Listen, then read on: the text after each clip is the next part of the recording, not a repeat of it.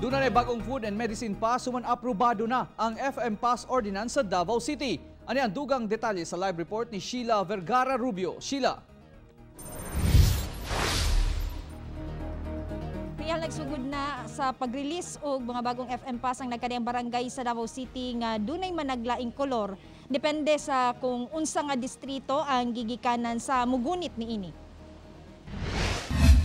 Hingpit na nga napasar sa Davao City Council ang Food and Medicine Pass Ordinance atol sa sesyon kagahapong adlaw.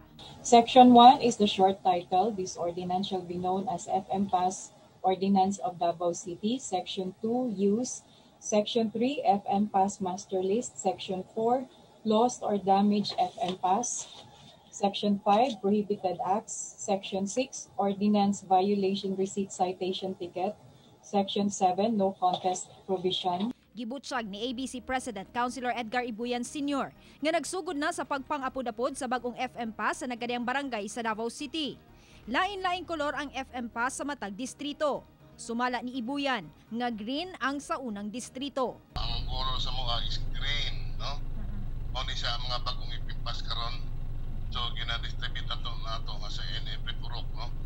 Kaya atong kung ginalimitahan ang paghatag kay para di kayo mo daghapon na manggawas. Sir, lain-lain per barangay o color? Eh, ang sa first district is green. Okay.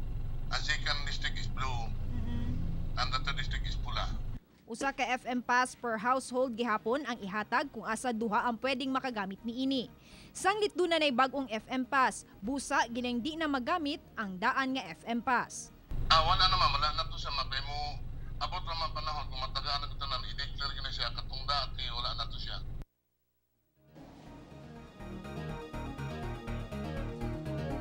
Real kung ugaling daghan ang trabahante nga nagpuyo sa usa ka panimalay bugtong, duha ka tao lamang ang makagamit sa FM Pass, samtang ang laing kabanay niini mamahimong makagawas gamit ang ilang company ID kung mugawas sila lang sa pagpanarbaho. Real.